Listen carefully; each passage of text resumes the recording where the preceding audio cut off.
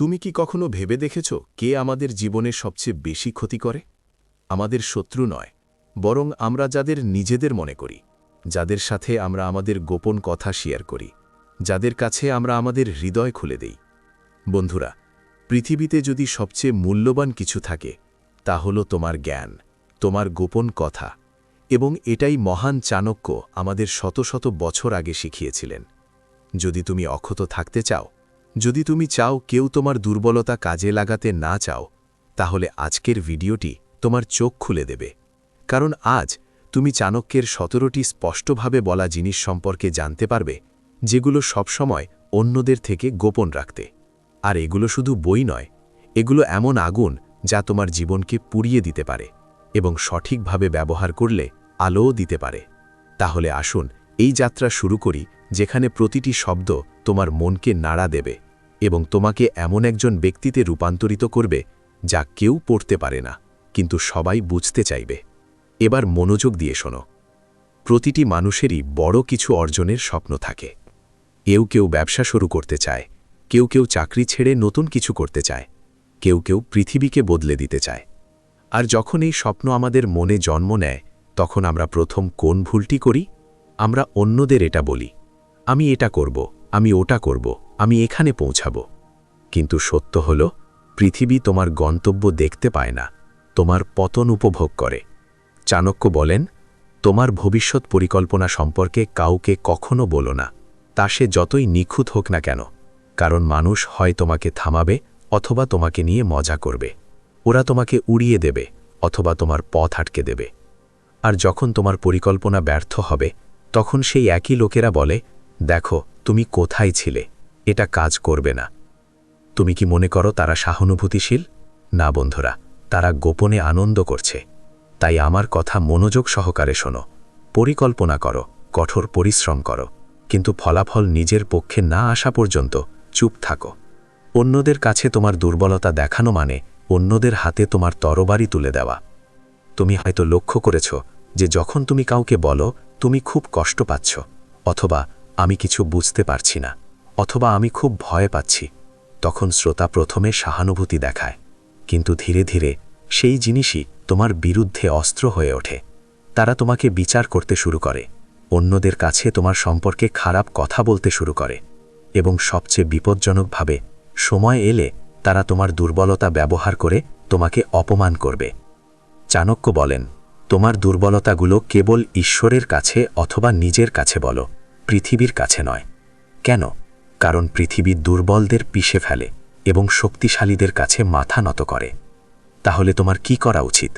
যদি তোমার কোনো ভয় থাকে, কোনো ভীতিকর অভিজ্ঞতা থাকে, অথবা এমন কিছু যা তোমাকে ভেতর থেকে ভেঙে দেয়, তাহলে সেটাকে তোমার শক্তিতে পরিণত করো। তা থেকে শিখো, পরিবর্তন করো, কিন্তু অন্য কাউকে বলো না। একবার তুমি যা ভয় পাও তা কাউকে বলার পর বুঝতে পারো যে তুমি শত্রুকে তোমার দুর্গের পথ দেখিয়ে দিয়েছ। এখন কল্পনা করো যে তুমি যদি কাউকে এই দুটি জিনিস বলো, তাহলে অন্য ব্যক্তি কি করতে পারে? তুমি কি করতে যাচ্ছ এবং তোমার সবচেয়ে বড় দুর্বলতা কি? তারা তোমার পথে বাধা সৃষ্টি করতে পারে এবং তোমার গভীরতম ভয়কে অস্ত্রে পরিণত করতে পারে। তোমার জীবন, তোমার পরিকল্পনা, তোমার কঠোর পরিশ্রম সবকিছুই ধ্বংস হয়ে যেতে পারে, কারণ তুমি কথা বলার আগে চিন্তা করনি। বন্ধুরা, এই পৃথিবী যতটা নির্দোষ মনে হয় ততটা নির্দোষ নয়। এখানে সামান্যতম ভুলও তোমাকে অনেক পিছিয়ে দিতে পারে। এই কারণেই চাণক্য বলেছিলেন, যে নীরবতার শক্তি বোঝে সে প্রতিটি যুদ্ধে জয়ী হতে পারে। এবার মনোযোগ দিয়ে শোনো। বাড়িতে দ্বন্দ্ব স্বাভাবিক। প্রতিটি পরিবারে মাঝে মাঝে তর্ক এবং মতবিরোধ থাকে। কখনো স্বামী স্ত্রীর মধ্যে ফাটল দেখা দেয়, কখনো কখনো ভাই বোনের মধ্যে ঝগড়া হয়। কিন্তু যারা তাদের পরিবারের সমস্যা অন্যদের সাথে ভাগ করে নেয়, তারা নিজের হাতেই তাদের সুনাম নষ্ট করে। কেন? কারণ যখন আপনি আপনার পরিবারের সমস্যা অন্য কারো সাথে ভাগ করে নেন, তখন তারা আপনাকে সাহায্য করবে না। তারা কেবল তোমার সম্পর্কে একটা ধারণা তৈরি করে। এই ব্যক্তি নিজের ব্যাপারগুলো নিজেরা সামলাতে পারে না। আর সবচেয়ে গুরুত্বপূর্ণ বিষয় হলো, মানুষ তোমার দুর্বলতার দিকে মনোযোগ দেয়, তোমার পরিস্থিতির দিকে নয়। চাণক্য বলেন, কখনোই তোমার পরিবারের অভ্যন্তরীণ বিষয়গুলো প্রকাশ করো না, কারণ পৃথিবী তোমাকে মজা করার জন্য, সাহায্য করার জন্য নয়।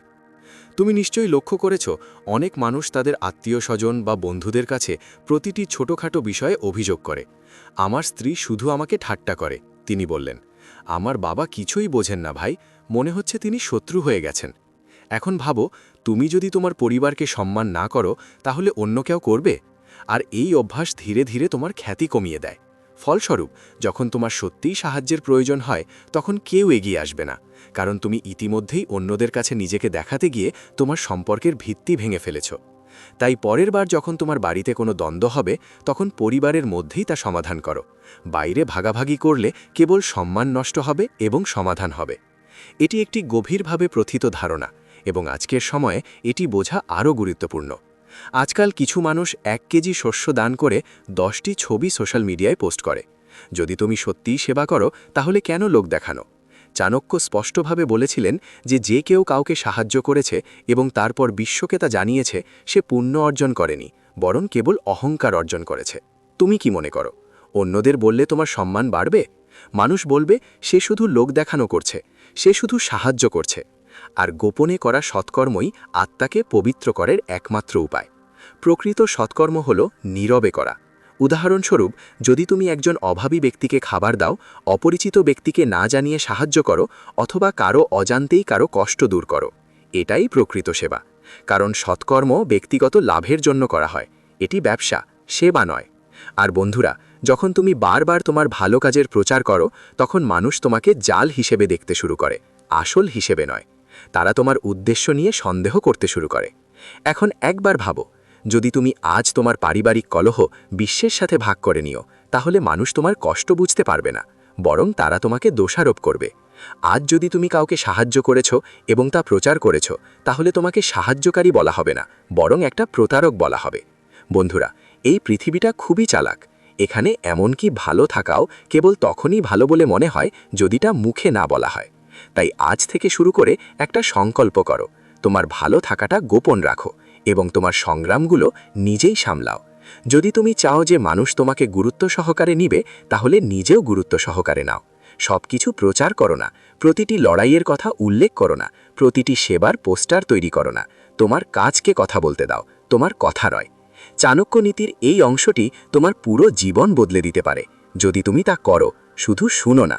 এখন কল্পনা করো, তুমি কাউকে বলেছিলে, আমি কোটিপতি হতে চাই, আমি একজন আইএএস অফিসার হতে চাই, আমি ভারতের সবচেয়ে সফল ব্যক্তি হতে চাই।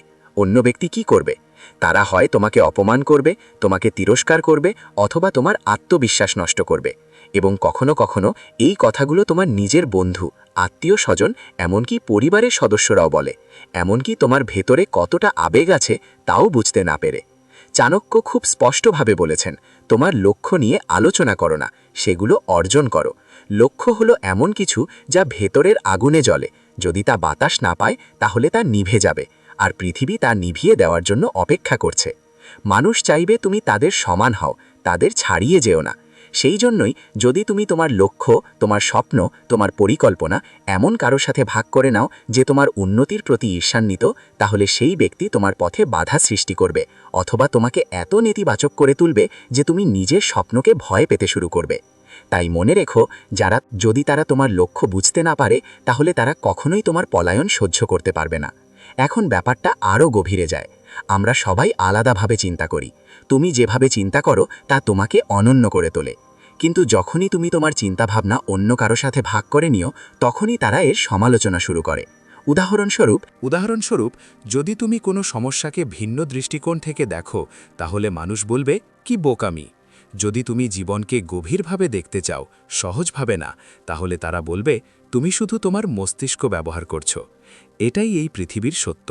পৃথিবী এমন জিনিস বোঝে না যা তার সীমিত পরিধির বাইরে। চাণক্য বলেছিলেন, তোমার বুদ্ধি এবং চিন্তাভাবনা সকলের জন্য উন্মুক্ত করা বোকামি। কেন? কারণ সবারই তোমার চিন্তাভাবনা সঠিকভাবে বোঝার মতো বোধগম্যতা নেই। আর যখন তারা তা করে না, তখন তারা তোমাকে উপহাস করে বা বিভ্রান্ত করে। যখন তুমি বারবার মানুষের মতামত শুনতে, তখন তোমার আত্মবিশ্বাস শেষ পর্যন্ত ভেঙে পড়ে। তুমি নিজেকে সন্দেহ করতে শুরু করো।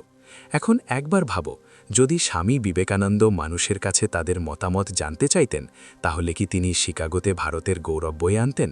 যদি এপিজে আব্দুল কালাম সবার মতামত জানতে চাইতেন তাহলে কি তিনি মিসাইলম্যান হতেন না? কারণ মহান হতে হলে তোমাকে নিজের পথ বেছে নিতে হবে এবং মানুষকে জিজ্ঞাসা করে নয়, চুপচাপ চলতে হবে। তাহলে ভাই, এটা শোনো, আজ থেকে যদি কেউ তোমাকে জিজ্ঞাসা করে যে তুমি জীবনে কি করতে যাচ্ছ, তাহলে শুধু হাসো। তাদের বলো যে সবকিছু সময়ের সাথে সাথে প্রকাশ পাবে, কারণ তুমি তাদের যা দেখিয়েছ তার স্বপ্ন নয়, এটা কেবল একটি গুঞ্জন। স্বপ্ন আলোচনায় বেড়ে ওঠে না, নীরবে, কঠোর পরিশ্রমে, সংগ্রামে বেড়ে ওঠে। তাই যদি তোমার কোনো স্বপ্ন থাকে, জীবন বদলে দেওয়ার কোনো উদ্দেশ্য থাকে, তাহলে এখনই কাউকে বলো না, শুধু চুপচাপ কাজ করে যাও। সেই দিন খুব বেশি দূরে নয় যখন পুরো পৃথিবী জিজ্ঞাসা করবে তুমি কিভাবে এটা করেছ, এবং তারপর তুমি চাণক্যের কথা শুনেছ বলে হাসবে। বন্ধুরা, আজকাল একটা ট্রেন্ড চলছে, দেখাও তুমি কতটা ব্যস্ত। আমি সারা রাত ঘুমাইনি, আমি অনেক পরিশ্রম করেছি। কিন্তু চাণক্য যেমন বলেছেন, যারা তাদের সংগ্রামের কথা বলে তারা তাদের নিজের ব্যথাকে দুর্বল করে দেয়। এর অর্থ কি? যখন তুমি বারবার বিশ্বকে বলো যে তুমি এত পরিশ্রম করছো, তখন দুটি জিনিস ঘটে। মানুষ হয় তোমার দিকে করুণার দৃষ্টিতে তাকায়, অথবা তুমি ক্লান্ত বোধ করতে শুরু করো। একজন সত্যিকারের যোদ্ধা হলেন তিনি যে কোনো শব্দ ছাড়াই লড়াই করেন। শুধু ভগবান হনুমানকে স্মরণ করুন। যখন তিনি একটি সম্পূর্ণ পাহাড় তুলেছিলেন, তখন তার শক্তি প্রকাশিত হয়েছিল। অন্যথায় তিনি কখনো বলেননি, দেখো আমি কত শক্তিশালী। আজও যদি তুমি চুপচাপ তোমার সংগ্রাম সহ্য করো, তাহলে সেই একই সংগ্রাম আগামীকাল তোমার সবচেয়ে বড় শক্তি হয়ে উঠবে। এখন ভাবো, যদি তুমি কাউকে বলো, আমি এই ব্যবসা শুরু করেছি, আমি অনেক লাভ করেছি, আমি এই কোর্সটি সম্পন্ন করেছি, পরের মাসে আমার একটি ইন্টারভিউ আছে, আমি সবেমাত্র একটি জিমে যোগদান করেছি, আমি 3 কেজি ওজন কমিয়েছি, কি হতো? প্রথমে লোকেরা বলতো, বাহ, দারুণ। কিন্তু মনের গভীরে তারা তোমার অগ্রগতি নিয়ে সন্দেহ করবে। আর মনে রাখবেন, প্রভাবিত হওয়ার জন্য খারাপ নজর থাকা প্রয়োজন নয়। কখনো কখনো এমন একটি মিষ্টি হাসিও ঈর্ষাকে লুকিয়ে রাখে। এই কারণেই চাণক্য বলেছেন যে কোনো কাজ সম্পূর্ণ না হওয়া পর্যন্ত দুনিয়া থেকে লুকিয়ে রাখতে। কেন? কারণ যদি একটি অসম্পূর্ণ পরিকল্পনা ফাঁস হয়ে যায়, অন্য কেউ তা চুরি করবে, অথবা পৃথিবী এত কথা বলবে যে তোমার মন দোলাবে। আর একবার মন দোলালে এমনকি সেরা পরিকল্পনাও সাফল্য অনেক দূরে। এটি সবচেয়ে বিপজ্জনক, কারণ যত তাড়াতাড়ি তুমি বিশ্বকে দেখাবে যে তুমি দ্রুত উন্নতি করছো, আমি একটি পদোন্নতি পেয়েছি, আমার ব্যাংক ব্যালেন্স বাড়ছে, আমার অনুসারী দ্বিগুণ হয়ে গেছে, তাহলে কি হয়? পৃথিবী তোমাকে থামাতে শুরু করে। কেন? কারণ বেশিরভাগ মানুষ তোমার থেকে এগিয়ে যেতে পারে না, তাই তারা তোমাকে এগিয়ে যেতে বাধা দেওয়ার চেষ্টা করবে। কেউ তোমাকে বিভ্রান্ত করবে, কেউ তোমার সমালোচনা করবে, কেউ তোমার দুর্বলতা খুঁজে পাবে, এবং ধীরে ধীরে তুমি সেই অনুভূতিতে আটকে যাবে। এখন মানুষ আমাকে দেখছে, এখন আমি ভুল করতে পারি না। আর যখন ভয় বাড়ে, গতি কমে যায়। এই কারণেই যারা চুপ থাকে তারা দ্রুত দৌড়ায়, আর যারা জোরে কথা বলে তারা মানুষের প্রশ্নের ফাঁদে আটকে যায়। এক সময় এক দরিদ্র ছেলে ছিল যে প্রতি রাতে গোপনে পড়াশোনা করত। কেউ জানত না যে সে আইএএস এর জন্য প্রস্তুতি নিচ্ছে। তার পাড়া মানুষ তাকে উপহাস করত। সে কি করত? শিক্ষিত হওয়ার পর সে শুধু চা বিক্রি করে, কিন্তু সে চুপ করে রইল এবং পড়াশোনা চালিয়ে গেল। সে কাউকেই বলতো না যে সে কি করছে। তারপর একদিন যখন তার ফলাফল আসে, তখন সে পুরো জেলায় শীর্ষস্থান দখল করে। আজ সে সেই শহরের কালেক্টর, এবং যারা তাকে ঠাট্টা করত তারাই এখন তাকে স্যালিউট করে। কেন? কারণ সে তার কঠোর পরিশ্রম, তার পরিকল্পনা এবং তার অগ্রগতি সম্পর্কে কাউকে বলেনি। তাই ভাই ও বোনেরা, যদি তুমি জীবনে দ্রুত দৌড়াতে চাও, তাহলে চুপ থাকো, কাজ করে যাও। এমনকি যখন তুমি সাফল্য পাবে, তখনও শুধু হাসো। যেহেতু একটি আসল সিংহ গর্জন করে না, তার চলাফেরা সকলকেই ভয় দেখায়। কল্পনা করুন, দুটি সেনাপতি যুদ্ধে লিপ্ত হচ্ছে, এবং একজন সেনাপতি শত্রুকে বলছেন, আমি রাতকে ভয় পাই। একেবারেই না। ঠিক যেমন তুমি যখন কাউকে তোমার ভয়ের কথা বলো, আমি প্রত্যাখ্যানকে ভয় পাই, আমি একাকিত্বকে ভয় পাই, আমি ব্যর্থতাকে ভয় পাই, তখন মানুষ সেগুলোকে তোমার বিরুদ্ধে অস্ত্রে পরিণত করে। তারপর যখনই তারা তোমাকে ভেঙে ফেলতে চাইবে, তারা কেবল সেই বোতামটি টিপবে। এই কারণেই চাণক্য বলেছেন, তোমার ভয়কে নিয়ন্ত্রণে রাখো এবং কখনোই কাউকে তোমার দুর্বলতা সম্পর্কে বলো না। কারণ যেদিন মানুষ জানতে পারবে তুমি কোথায় ভেঙে পড়তে পারো, তারা ঠিক সেখানেই তোমাকে ভেঙে ফেলার চেষ্টা করবে। অনেক মানুষ আজকাল লোক দেখানো করে। আমি প্রতিদিন কত মন্ত্র জপ করি, কত মন্দিরে যাই, এই উপবাস পালন করি। কিন্তু চাণক্য এই লোক দেখানোর বিরুদ্ধে সতর্ক করে দেন। ধর্ম কোনো খেলা নয়, এটি আত্মা এবং পরমাত্মার মধ্যে সম্পর্ক। ঠিক যেমন একটি প্রদীপ একা জ্বালালে মনের শান্তি আসে, কিন্তু এই কি প্রদীপ যদি ভিড়ের মধ্যে জ্বালানো হয় তাহলে লোকেরা তার শিখা নিভিয়ে দেওয়ার চেষ্টা করে। তোমার পূজা, তোমার প্রার্থনা, এটাই শুধু। যদি আমরা আগুনকে ভয় পাই তাহলে কি এটি যুদ্ধে জিতবে? এটি আপনার আত্মার শক্তি জাগ্রত করার জন্য তৈরি, বিশ্বকে তা দেখানোর জন্য নয়। কেন? কারণ আপনি যদি এটি প্রকাশ করেন তাহলে লোকেরা দোষ খুঁজে বের করতে শুরু করবে। আপনি প্রার্থনা করেন, তবু আপনি কেন দুঃখিত? আপনি মন্দিরে যান, তবু আপনার ব্যবসা কেন ভালো হচ্ছে না? লোকেরা প্রশ্ন জিজ্ঞাসা করবে এবং ধীরে ধীরে আপনার বিশ্বাস দোদুল্যমান হতে শুরু করবে, এবং একবার বিশ্বাস দোদুল্যমান হয়ে গেলে আপনার আভ্যন্তরীণ শক্তিও দোদুল্যমান হবে। এখন মনোযোগ দিয়ে শুনুন। প্রতিটি পরিবারেরই কোনো না কোনো সমস্যা থাকে, কখনো আর্থিক, কখনো মানসিক, কখনো কখনো তিক্ত সম্পর্ক। কিন্তু যদি আপনি বন্ধুবান্ধব, আত্মীয় স্বজন, প্রতিবেশী বা কর্মক্ষেত্রে এই কথাগুলি বলতে শুরু করেন, আমার বাবার আচরণ খারাপ, আমার ভাইয়ের বিয়ে ভেঙে গেছে, বাড়িতে ঝগড়া হয়, লোকেরা প্রথমে সহানুভূতি দেখাবে, কিন্তু কিছুক্ষণ পরে সেই একই লোকেরা আপনার পরিবারকে বিচার করতে শুরু করবে। এটি কেবল তাদের বাড়ি নয়, এটা তাদের পরিবারই নষ্ট হয়ে গেছে। এটা আর এই ভাবমূর্তিটা কিভাবে বিশ্বাস করা যায়? এই ধারণাটা খুবই বিপজ্জনক, কারণ সমাজে তোমার সুনাম শুধু তোমার ওপর নয়, তোমার পুরো পরিবারের সুনামের ওপর নির্ভর করে। চাণক্য নীতি স্পষ্টভাবে বলেছে যে সমাজের চোখে তোমার পরিবারের সম্মান বজায় রাখার জন্য তোমার দোষগুলো লুকিয়ে রাখা উচিত। অন্যদের কাছে পারিবারিক বিষয়গুলো প্রকাশ করা তোমার শত্রুকে তোমার বাড়ির মানচিত্র দেওয়ার মতো। একটা ছেলে ছিল যে সরকারি চাকরির জন্য প্রস্তুতি নিচ্ছিল, কিন্তু বাড়িতে প্রতিদিন ঝগড়া হতো। তার ভাই মদ্যপানে আসক্ত ছিল, তার বাবা বেকার ছিলেন। মাঝে মাঝে সে কষ্টের বসে তার বন্ধুদের কাছে এইসব কথা বলতো, কিন্তু সেই একই বন্ধুরা পরে বলতো, আরে সে একটা নষ্ট পরিবার থেকে এসেছে, তার পটভূমি পরিষ্কার নয়, এবং তার ভাবমূর্তি ধীরে ধীরে খারাপ হতে থাকে। কিন্তু যখন সে এইসব কিছু নিজের ভেতরে রাখতে শুরু করে এবং তার শক্তি তার পড়াশোনায় নিয়োজিত করে, তখন পরের বছর তাকে নির্বাচিত করা হয়। সেই পরিবারটি একই রয়ে গেছে, কিন্তু এখন সমাজ তাকে সম্মান করে। কেন? কারণ সে তার ব্যক্তিগত কষ্টগুলোকে পৃথিবীর সামনে প্রদর্শনীতে পরিণত করেনি। এখন মনোযোগ দিয়ে শোনো। তুমি কত উপার্জন করো তা কাউকে বলো না, বন্ধু, আত্মীয়ের কাছে নয়, প্রতিবেশীর কাছে নয়। কেন? কারণ টাকার আকর্ষণ সবচেয়ে বেশি, আর যেখানে টাকা দৃশ্যমান সেখানে ঈর্ষা, লোভ এবং স্বার্থপরতা আসে। চাণক্য বলেন, তুমি যত বেশি তোমার সম্পদের জাহির করবে তত বেশি মানুষ তোমাকে লুট করার ষড়যন্ত্র করবে। তুমি কি কখনো ভেবে দেখেছ কেন মানুষ ধনীদের প্রতি ঈর্ষান্বিত হয়? কেন তারা সকল ধনী ব্যক্তিকে অহংকারী বা প্রতারক বলে মনে করে? কারণ যখন তারা দেখে যে তোমার কাছে আরও বেশি আছে, তখন তাদের ভেতরে আগুন জ্বলে ওঠে। কেন তার এত কিছু আছে, আমি কেন তা পাইনি? আর তারপর এই ঈর্ষা ধীরে ধীরে তোমার ভাবমূর্তি, তোমার সম্পর্ক এবং তোমার শান্তি নষ্ট করে। তাই তোমার আয় লক্ষ লক্ষ হলেও জাহির করো না, সরলভাবে জীবনযাপন করো, এবং যেখানে টাকা লুকানো যায় সেখানে বিনিয়োগ করো। বিনিয়োগে, জ্ঞানে, সম্পত্তিতে। এখন দেখো, আজকাল কিছু লোক সোশ্যাল মিডিয়ায় ছবি পোস্ট করে, আমি মন্দিরে এত দান করেছি, অমুক এনজিওতে এত দান করেছি। কিন্তু চাণক্য কি এই জাহিরকে সঠিক বলে মনে করেন? একেবারেই না। কারণ প্রচারের জন্য করা দান দান নয়, এটি স্বার্থপরতা এবং অহংকারের ভাণ্ডার।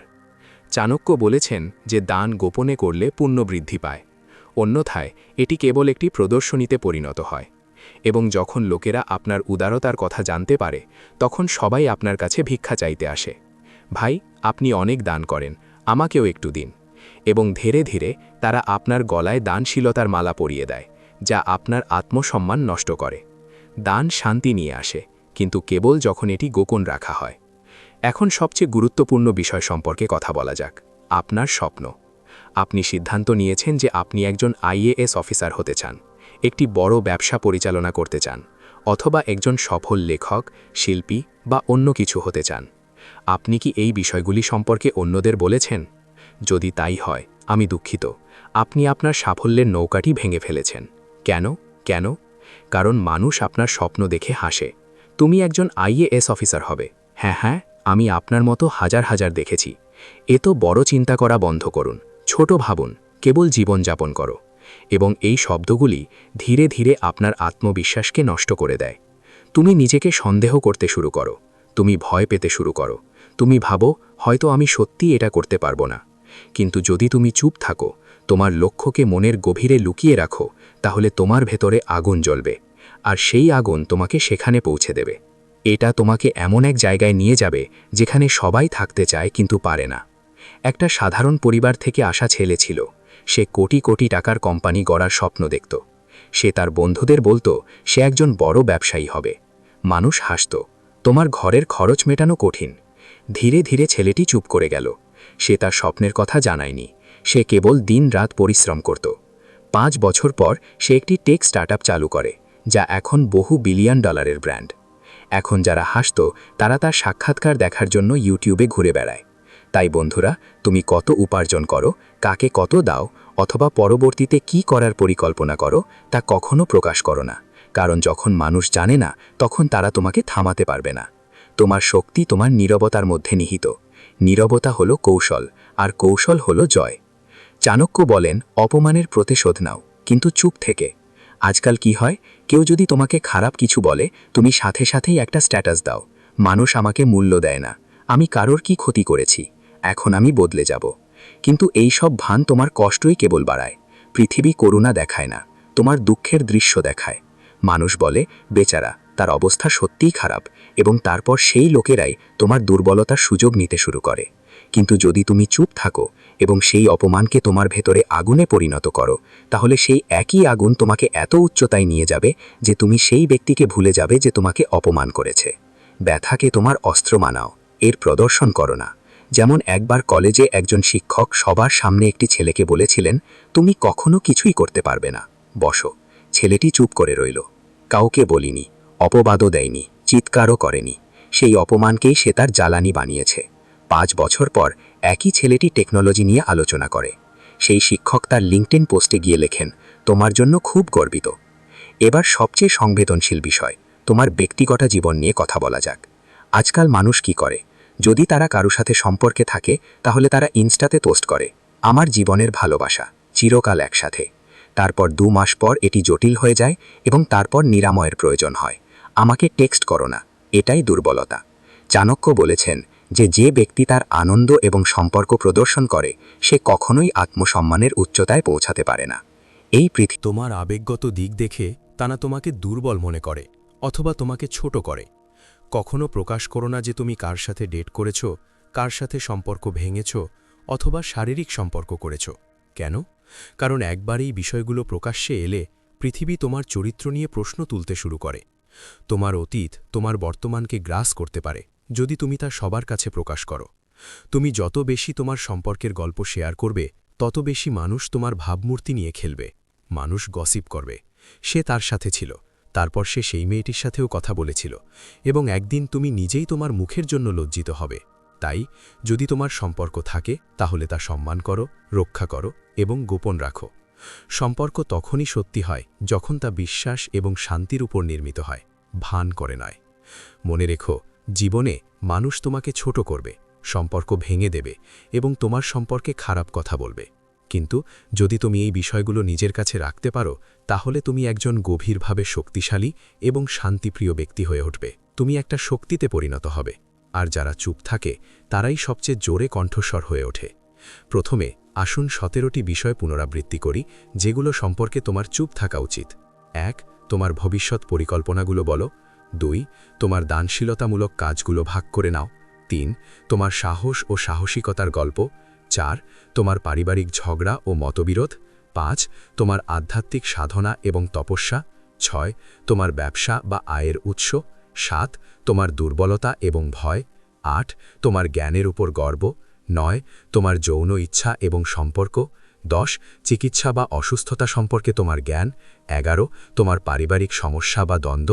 12. তোমার গুরু বা পথপ্রদর্শকের সমালোচনা। 13. তোমার সঞ্চয় বা আর্থিক পরিস্থিতি। 14. তোমার শত্রুদের কৌশল। 15. তোমার অসম্পূর্ণ কাজ বা ব্যর্থতা। 16. তোমার অপমান ও নির্যাতনের ঘটনা। 17. তোমার সম্পর্ক এবং ব্যক্তিগত সংযোগ। এখন আলোচনা করা যাক কিভাবে এই বিষয়গুলো গ্রহণ করবেন। প্রথম ধাপ, নীরবতাকে তোমার শক্তি বানাও। প্রতিদিন নিজেকে একটি প্রশ্ন জিজ্ঞাসা করো, এই বিষয়গুলো প্রকাশ করলে আমার কি লাভ হবে নাকি ক্ষতি হবে? যদি তোমার মনে সামান্যতম সন্দেহও থাকে, তাহলে চুপ থাকো। চাণক্য বলেন যে নীরবতা এক ধরনের তপস্যার। দ্বিতীয় ধাপ, সোশ্যাল মিডিয়ায় ফিল্টার লাগাও। আজকাল মানুষ তাদের ইনস্টাগ্রামের গল্পে সবকিছু পোস্ট করে, এটা বন্ধ করো। পাবলিক প্ল্যাটফর্ম থেকে তোমার আনন্দ, দুঃখ, লক্ষ্য অথবা সম্পর্কের স্ট্যাটাস মুছে ফেলো। তোমার জীবনকে একচেটিয়া করে তোলো, তাহলেই মানুষ আগ্রহী হবে। তৃতীয় ধাপ, একটি গোপন ডায়েরি রাখো। যদি তুমি অস্থির বোধ করো এবং কিছু শেয়ার করতে চাও, তাহলে একটি ডায়েরি রাখো। তাতে লিখো, কিন্তু লোকেদের বলো না। ডায়েরি তোমার থেরাপি, মানুষ তোমার বিচারক নয়। চতুর্থ ধাপ, মাত্র কয়েকজনকে বিশ্বাস করো। সবার সাথে বন্ধুত্ব করো না। 3 ধরনের মানুষ আছে, যারা কিছু শুনলে তোমাকে নিয়ে মজা করবে, যারা তোমার বিরুদ্ধে ব্যবহার করবে, এবং যারা সত্যিকারের বন্ধু হয়ে উঠবে। খুব কম। ওই 1 বা 2 জন সত্যিকারের মানুষ বেছে নাও। বাকিদের সাথে হাসি মুখে কথা বলো, কিন্তু কোনো গোপন কথা শেয়ার করো না। পঞ্চম ধাপ, তোমার ভেতরের আগুনকে মরতে দিও না। তোমার অপমান, ব্যর্থতা এবং যন্ত্রণা, এগুলোকে রাগে পরিণত করো না, এগুলোকে শক্তিতে পরিণত করো। তুমি যে জিনিসগুলো লুকিয়ে রাখো, সেগুলো তোমার ভেতরে আগুনে পরিণত হোক, আর সেই আগুন তোমাকে এমন জায়গায় নিয়ে যাক যেখানে কেউ পৌঁছতে পারবে না। যখন সিংহ শিকার করে, তখন প্রথমে ঘাসের মধ্যে লুকিয়ে থাকে। তার দিকে তাকাও না, তার নীরবতা বোঝো। আজ থেকে যদি তুমি এই 17টি জিনিস তোমার জীবন থেকে দূরে রাখো, তাহলে তোমার আত্মবিশ্বাস এতটাই শক্তিশালী হয়ে উঠবে যে কেউ তোমাকে ভাঙতে পারবে না। তোমার ব্যক্তিত্ব চৌম্বকী হয়ে উঠবে। মানুষ তোমাকে বুঝতে নাও পারে, কিন্তু তারা অবশ্যই আকৃষ্ট হবে। প্রতিদিন সকালে ঘুম থেকে ওঠার সাথে সাথে নিজেকে বলো, আমি কিছু জিনিস নিজের কাছে রাখতে চাই। কারো সাথে শেয়ার করার আগে থামো, ভাবো এটা আসলেই প্রয়োজনীয় কিনা। প্রতিবার যখন তুমি দুঃখ বোধ করো, তোমার ডায়েরি খুলো, সোশ্যাল মিডিয়া নয়। প্রতি সপ্তাহে এই 17টি জিনিস পুনরাবৃত্তি করো, যাতে সেগুলো তোমার চিন্তা ভাবনায় গেঁথে যায়। তো বন্ধুরা, আজ তুমি চাণক্যের নীতি সম্পর্কে শিখেছ, যা জীবনে বাস্তবায়িত হলে কেউ তোমাকে পরাজিত করতে পারবে না। মানুষ তোমার সুবিধা নিতে পারবে না, আর পৃথিবী তোমাকে দুর্বল মনে করবে না। এখন পরবর্তী নীতির সময়, কারণ চাণক্য কেবল একটি নাম নয়, তিনি একজন বিপ্লবী চিন্তাভাবনা, যা আপনাকে সাধারণ থেকে অসাধারণে রূপান্তরিত করতে পারে। তাই এখনই চাণক্য অনুপ্রাণিত চ্যানেলটি সাবস্ক্রাইব করুন, কারণ এখানে এই ভিডিওটি আপনাকে সিংহের মতো চিন্তা করতে এবং বেঁচে থাকার ক্ষমতা দেয়। পরবর্তী উক্তিটি সবার আগে শুনতে বেল আইকনটি টিপুন। প্রথমে শুনুন, আর মনে রাখবেন, নীরব ব্যক্তিরা তাদের কাজের মাধ্যমে সবচেয়ে বেশি কথা বলে। পরবর্তী ভিডিওতে দেখা হবে শক্তিশালী চিন্তাভাবনা নিয়ে। ততক্ষণ পর্যন্ত সাবধান থাকুন। নিজেকে উন্মুক্ত করবেন না, নিজেকে শক্তিশালী করুন।